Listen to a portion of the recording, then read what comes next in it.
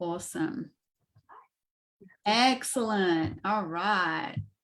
We are live here on Facebook. We've been trying to get this tech happening, but it's all happening now. Finally. It's Rebecca Thompson here, and I've got the beautiful Christina Graham here with me, one of my friends and clients. And the reason that I'm doing these interviews and sharing is because having worked with so many women now over the years, one of the things, well, there are many things, but one of the things that I'm in awe of is women's resilience and humility when they do decide to say yes to themselves. And then on the other side of that, the sort of flip side of that is the mind games and the stress and the exhaustion that goes on when we don't say yes to ourselves and when we can't get ourselves over the edge, if you like, into that field where growth happens, right? And so often we stay in the comfort zone. And as you know, many of you watching this, the Be a Beacon program is what I run. It's an empowering, sacred personal development program for women. And it's not an easy yes for a lot of people. And yet the women that have said yes to that have had, incredible experiences. And it's so much more, I think, potent and valuable to hear directly from these women that we have such a beautiful broad range of women that come from a background of experience and a lot of wealth of experience. And my prayer is that by hearing the stories of these women, you too get inspired to take that next step, whether it's with us or whether it's with somebody else, but you resonate with their story and it inspires you and gives you hope that change is not only possible for other people, but it's possible for you, and it's not out of your reach, because it's not, right? And sometimes we can have tried lots of things and we get disillusioned or feel like something's just not for us, or we don't resonate with a particular group. And to know that change is always possible. And so we're doing these interviews with a range of our different amazing beacons, so that there's maybe one person that you can really resonate with and go, you know what, I resonate with that story. And if they can change, so can I. And that is my prayer for not just for you, but for all of humanity. So with that, Christina is here with us this afternoon. Thank you so much. It's not an easy thing for a lot of people to get on a Facebook Live and do this. So I honor that. And we've put on the title, Finding Your Purpose. And I know it's so much more than that. Christina, share a little bit about why you said to me, yeah, let's put Finding Your Purpose, and what your life had felt like up to that point, why you felt like I'm not on my purpose. I think I when I kind of think about where I am now compared to where I was and where I've come to, yeah, definitely living my life in a purposeful way has definitely underpinned that. And there'd been little like hints of what my purpose could potentially be along the way, which I probably didn't take the hints very well, because I had a very kind of what I describe as a bit of a messy life and a bit of a disjointed kind of life, and I had a lot of dysfunction in my family life, in my first family, my parents, and a lot of confusion about what that purpose is. You get lots of different mixed messages from the world and your family and like the community too. Being a girl in the 70s and 80s, there was definite ideas about what women and girls should be doing and behaving in certain ways. So yeah, I had ideas of what I thought I might like to do, but never an opportunity to really understand what they were and pursue them. Yeah. And why do you think that is? Like you say, you had a really interesting childhood with a lot of challenges in it that you don't necessarily have to go into here. We just know that there was some big stuff that happened, in your childhood growing up that, many people will have experienced as well. In what way do you think that undermined your sense of, who I am and what I'm here for? Like, how was that showing up apart from just sort of not being sure of what your purpose was? Yeah, I think a bit of it because I had a lot of poverty and there was domestic violence and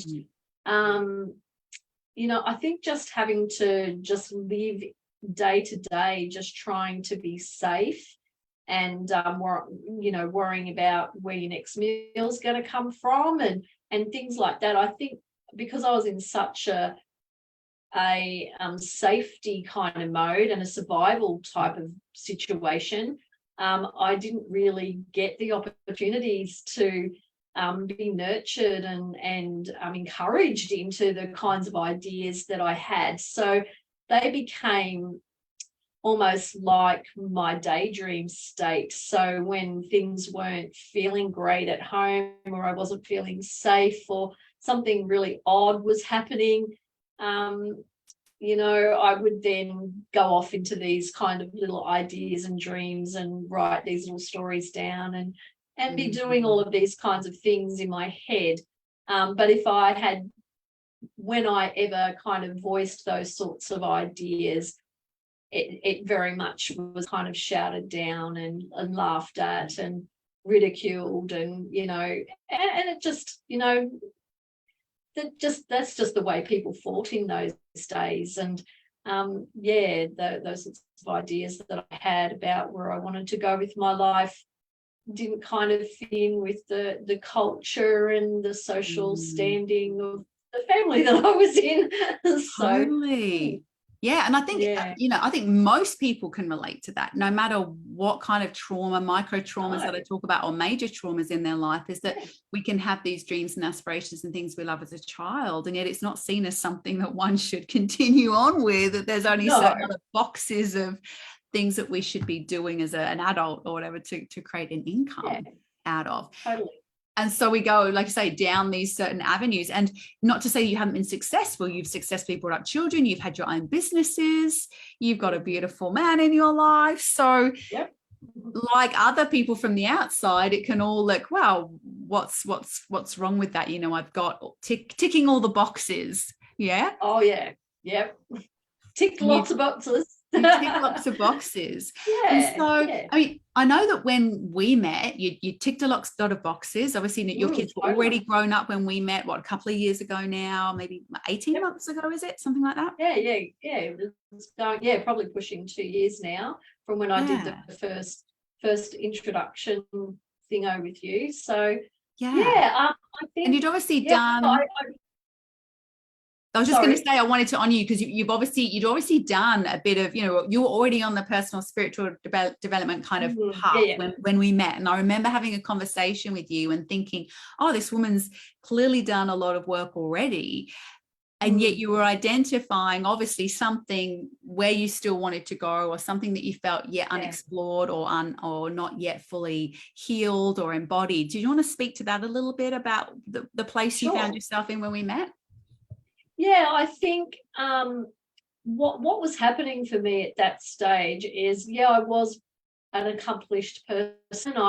I'd had a very successful career with Education Queensland. I'd done some university lecturing. I specialised in behaviour and autism disorders, and had done a lot of training people around that. And as you said, I have a very successful marriage, been together a long time, great home, started my own business. But what was happening was I just wasn't making the connections to things. It was kind of, I felt like I was more going through the motions of things, and I wasn't really feeling anything. It was like I'd had such a ferocious life because it sounds like a full life and a purposeful life. And I had so much happening in my life, and I don't think I ever got the opportunity to just be quiet and to feel into things. And I wasn't making that mind, body, spirit kind of connection. I'd be really strong spiritually, but then I couldn't do the rest, or I'd be throw myself academically into something and be super cognitive, but then I wouldn't eat properly or practice spiritually, or I'd be just physically doing everything and running and training for half marathons and going to the gym, but ignoring everything else. And I just couldn't figure out how to, like, the triangle, the points weren't joining. They were like the three separate lines.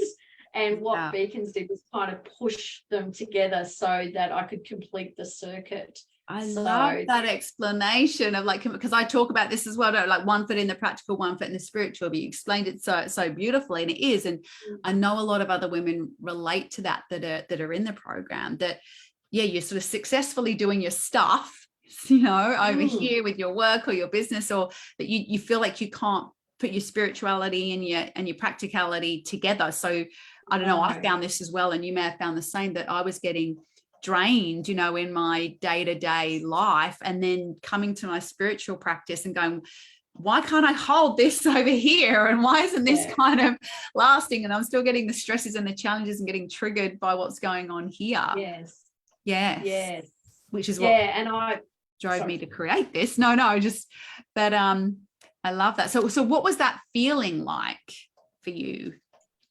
I think that for me, when I ended up seeking out the Beacons, I'd done this amazing, I was running women's retreats, and I'd done this really great retreat, and it was really successful. Everyone was loving it, and on the last day, anyone that's been to a retreat always knows the excitement of when everyone says goodbye to each other, and women coming up to me that had participated in the retreat, and they were saying the most beautiful things to me, like gloriously beautiful things. And I should have been sort of basking in the joy of that. But none of it kind of was resonating.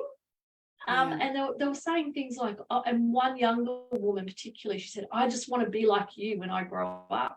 And when I came home, I actually just cried, because I felt like I was being really disingenuous and really fake. Like I was talking the talk, but when I heard those women saying those things, I felt like I was like an imposter, and like I wasn't being truthful. I could present this stuff, and I was great at teaching it and stuff, but I didn't really feel like I was properly embodying the things that I was saying.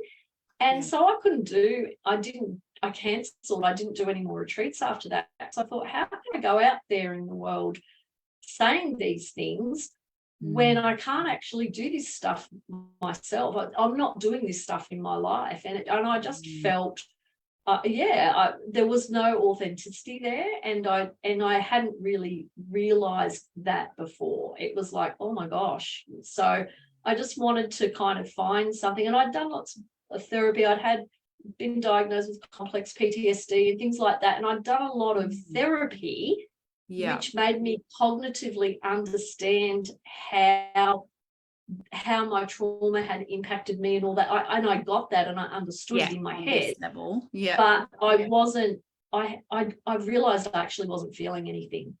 I wasn't actually feeling stuff. It was like, and I felt embarrassed when these women were telling me how great I was. I'm like, oh no, I'm actually not.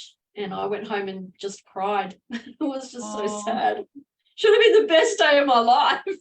And that's when I kind of realized I wasn't making the connections. So. I hear you, because I've felt that too, and we have to be really kind to ourselves, don't we? Because it's something that we've not been taught. We've not been taught I had no idea. Really feel. We're taught that feelings are going to overwhelm you. Don't be so emotional. We've taught that spirituality is something to attain rather than, or that we can bypass this life somehow and transcend and ascend. And but as we know now, or I know now, I believe, and you beautiful beacons are showing this as well, and I'm so grateful for that, is that our ascension is within us. And if we don't feel, we can't. We're here to be in this body, aren't we? In our divinity, and to be very kind to ourselves on that path, because it's something that we haven't been taught. Some of us have been very lucky being taught it, but we're not taught it in society that honoring our feelings is actually the gateway to everything that we want. We think we have to just have better feelings as opposed to just be with the ones that are there. Just be happy. Exactly. So apart from Yeah. feeling, what's your journey? I know what your journey has been like, but tell everyone else, like, what's your journey with the beacons been like? Because it's certainly not about me. It's about the practices that I've put together through my own personal experience and some of my amazing teachers and mentors, but it's also the other women that we have in the program, isn't it? So what's your journey been like the highs and the things that have been different that you really feel have made that change, and maybe some of the challenges, because it's can be challenging at times too. It has been challenging for me at times. It's I think the challenge of just showing up, because I do have like that trauma background, and I'm wanting to really address things to, let me live the life that I want to live. Sometimes that has been really challenging, but what I have loved about Beacons and where this program's been different to other stuff is the other women, yourself included, and the facilitators, but the other women, that create such a sense of safety and support that you can show up in your genuine, authentic self, even when it's a bit crappy, and know that there isn't going to be that judgment there. So, sometimes I'd be quite introverted and be processing things and just not wanting to interact with anyone. And I didn't kind of feel, other places I've kind of felt like people, especially with women, because women are kind of really social. And when you're not that social person that's in amongst everything, other women can be a little bit mean to you sometimes. And I've had really bad experiences where women haven't been the best people to be around because they've been a bit bitchy or judgy. But these women, it's also healed that for me too, in being able to just trust being able to be with women, because there's a glory and a power when you really kind of use all that great stuff that women have, and the healing that comes with that when you're held in that space by people who genuinely love and care for you and want to see you succeed. The healing that's made possible for me, and so that I can keep showing up, because some of my stuff's been pretty icky and hard and difficult, and I've sat, hands and knees on the ground sobbing into the earth. But to know that I've had women who have had my back, while I've been able to do that, and then when you get up, it's like, here's a cup of tea, go and have a lie down. We've got you. And, for me, when I've never, ever had that in my whole life, I think that has been the key for me, that I've been able to keep showing up and keep doing that hard work, because the support and the love and the care, and it's genuine, not, we've got you. But then when things get icky, well, we don't really. So, and that has enabled me to kind of keep showing up. I remember my first 3-day that I went to, I basically didn't speak to anybody. I ate dinner on my own. I just did not talk to anybody, because it was like, oh my God, I just can't. And now I'm like, now it's different. Now I share a house with people when I go away. And I know. And which is amazing. Oh, I know. My heart's just like, because obviously having witnessed this most of this journey, it's like, not didn't like talk to anyone, trusted nobody. It's like, I know I'm here to do this work, but I'm not talking to any of you.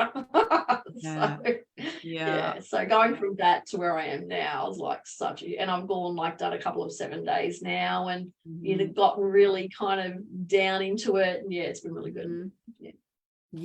So amazing. And healing that core wound of belonging, and it's just like, it's one of my core wounds, as you know, and it's such a powerful one, because I was thinking just even this morning that really at the root, if we all just felt really loved and cared for and validated and listened to, wouldn't the world be just like such a more, wouldn't everyone, doesn't everyone just really want that, and there's no reason for that not to exist. No, it's only fear. There's none. There really isn't. And, you know, the fact that we have kind of bred and created, you know, between us this space where there is that, genuine, you know, because, you know, this work, well, my feeling of this work is that, you know, we're working from the inside out. You know, we're not going from the story, working in, we're going right to the core, and we're letting that dissolve everything else. And when you go right to the core, judgment can't live there, you know, can it? You know, it just can't live there. And so compassion and understanding, you know, just all arises from that place. And that's been such, you know, the powerful and healing experience for you. Just, makes my heart absolutely sing. I know. And it happens outside of the retreats too. Like, I know I've spoken about retreats, but there's people that you can have, like, if you need accountability, you can, I've got accountability people, or I can just ring them up and go, we've got the Facebook page, we have ours. It's not just, well, you've done your 3-day, see you later. There's it is a community that kind of that's happening. So, and then there's, you know, I know that I can put stuff up on the page. And then people can kind of give me advice or help me or give me feedback or whatever. So and there's so much wisdom in that group now, isn't there? So much wisdom coming through. Oh, so good. Now, Christina, your picture's frozen, but I think we can still hear your voice. So we're just going to keep rolling. That's okay. It's a very unflattering freeze. You've got to get used to it. It's pretty funny. We just get used to rolling with these things. Hopefully it's all still working. Mustache on me, it'll be fine. It'll be fine. So let's just talk a little bit about now. So what you're doing now, it's been amazing already, like seeing this journey and what you've gone in to do. So share now what you're doing with your study, and also what you're doing with your work, which has shifted and changed from the new level of purpose, confidence and courage that you've found.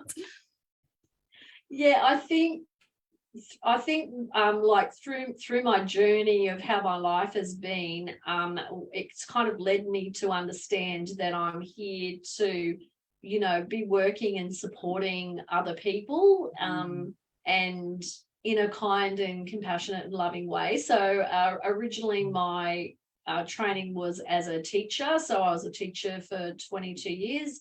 And so what I've done is gone back to university now, and I'm doing my master's degree in counselling. And what so I'm in my second year of doing that, and I've been getting distinctions, so I'm pretty happy with that. And what the purpose is using my experiences and lived experiences with trauma and poverty and things like that. My focus is on trauma-informed practice. So I want to specialise in trauma support for children, and in particular helping teachers and the education system understand the impacts that trauma has on students, and to look at some education reforms that can, you know, help children learn, because education is the key to, without my education and without my teachers and without the opportunities that's given me, I wouldn't have the life that I have. So I highly value education. But a lot of children have trauma and difficulties that are getting in the way of those educational experiences. And some of them are also being unfairly labelled with issues around behaviour and stuff like that. So I want to use that degree to explore that kind of thing, and to provide practical counselling experiences for children. So, and I cannot think of a better person to be doing that. And I remember on your last 7-day, Christina came to us on our level 3 retreat, which is in Magnetic Island, a little bit special, that you really got clear, didn't you, around, can you remind me what the label was? But it was around sort of the protector of little children, wasn't it? Yes, it was. It was, what was the phraseology? But it was like it was something like that around, I actually wrote it down in my journal, but it was like the advocate of Yes, children. it was. Yeah, It was that, like, I'm an advocate. You're like an angel. Literally, Christina is an like earth a angel. child. If you haven't sussed that already, I am an earth angel advocate for children, something like that. But Yeah, we were just something like yes, that. you are. Yeah. And because I've been that child. Yeah. So, and I think for me, that kind of completes that circle. So by working with children, it actually honors the little girl in me that had those experiences. Yeah. And I work well with those children because the little girl in me connects to the little girl in them. Yeah. So, I get work done with children that other people don't get done because our souls recognize each other. Yes, and you have done a lot of work and have a lot of compassion now for that little girl, and she has a lot of wisdom as well to share with you, doesn't she? Totally. I'm just, my heart is just bursting with just joy that this is where you're at, and that all these other children and teachers and systems and institutions are gonna receive your brilliance. And it's the ripple effect's going to go far and wide. And to have the confidence to do that, like I've started uni 3 other times to do my master's degree and never got to the first assignment because I just terrified myself.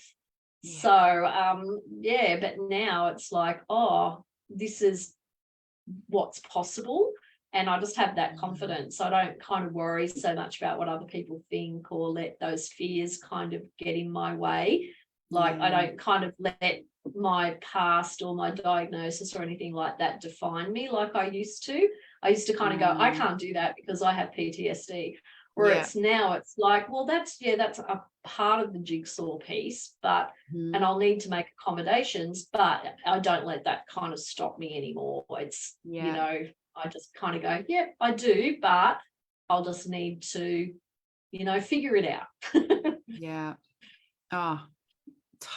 Just love it. So if you had, from that place that you're in now of really knowing the truth of who you are, like you say, yes, these other things happened and they're just a part of the jigsaw piece, but they're not who you actually are. So you get to operate how you want to operate. What advice would you have to somebody who might have been you, say, even 3 years ago or 5 years ago, that's sitting with some of that discomfort and not sure what to do about it? Well, the first thing I do say to them is it's okay to be sitting in discomfort for a start. Good answer. Because there was the discomfort that made me take action. When I stopped the spiritual bypassing of trying to think that I could think myself to happiness, and just went, you know what, I feel crap. What am I going to do about it? I would encourage people to kind of sit with why they think they're feeling crappy and what they think would be the best way to stop feeling crappy. And I'd also kind of say to them that they're worth it. A bit of it is, I don't, as women, we sometimes feel a little reluctant to want to spend family resources on ourselves or think that, that it's just some middle-age crisis that I'm having or whatever other story I've told myself about things. But the thing is, though, is I'm worth it. And now my family is getting the benefits of the work that I've done with Beacons. So, and then my wider community does as well. So by investing that time, energy in myself, it's had that ripple effect out from myself. So I'm the rock that dropped in the water and then the ripples went out. And when I see the way I interact with my granddaughter or a client, then I can see the worth in what I've spent in time and money on myself. So important, because I think one of the biggest things that women struggle with, we've talked about a few, but another one is, like you say, spending those resources, whether it's time, whether it's money, time and money are the two big ones, hey, and just feeling they're worth it because they feel like they're taking for some reason from someone or somewhere else, and yet you are the one that is often supporting others. And if you're not operating and resonating at a level that's really supportive for you, then you're going to be supportive for others. And the brighter your light shines, as we say with the beacons, you know, the more everyone else gets to benefit from that. So yeah, and you're my husband talks all the time about it, how his business is running better now because of how much better I'm running, and also the wisdom that I share with him, because I'll often sort of, obviously some of it's women specific, but some of it's also people specific. Totally. So sometimes I'll just say to him, you know, what do you think that means for you? Or, you know, so I share some of our beacon wisdom with him, and his business actually runs a lot better for it now too. So I love it. And it is, you know, this is what we're all about. We're about creating heaven on earth through creating it in you, and the ripple effect goes out. Like you say, we start to share the wisdom, the entrainment happens, and just literally the showing up differently, you know, it affects everything, doesn't it? Yeah, it totally does. Amazing. I show up in a totally different way. And like just a couple of weeks ago, I ran my first Reiki class. Yes. And like I've been a Reiki master for a number of years now, and I've always wanted to do that, but I'd always make up reasons and excuses why I couldn't do it. And I finally kind of got that happening, and you know, and then that kind of, then I got to share that information with other women who then take it further out, and it's this beautiful kind of domino effect that happens in my community. So, and I just didn't have the confidence to run that type of workshop before. And to do it from an empowering position as well, like to empower people. It was just such a precious and beautiful, and it was so lovely because that experience, when I got the feedback at the end of how wonderful it was, I felt joy. I didn't go inside and cry. Compared to your other experience of what you felt. You were able to receive. Because you were that. It was just really beautiful to sort of, and to feel proud of that work, you know. It was just, it was really lovely. So amazing. Well, I couldn't be more proud and totally celebrating you. I think that's a really great place to wind up. I want to thank you so much for sharing your story and everything that's happened, and for you shining your light in the world the way that you are now, that so many are going to benefit. Thank you for taking this time, Christina, with us. All right. Thank you.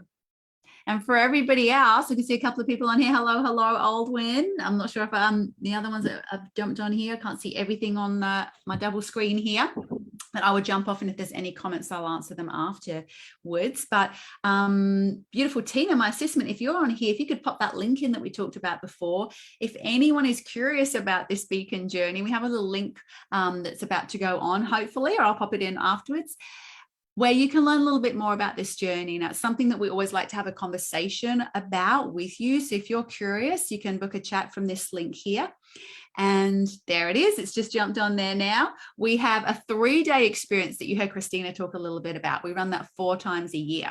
So on February the 2nd, we have a 3-day coming up. So you can launch your year with a whole new awareness.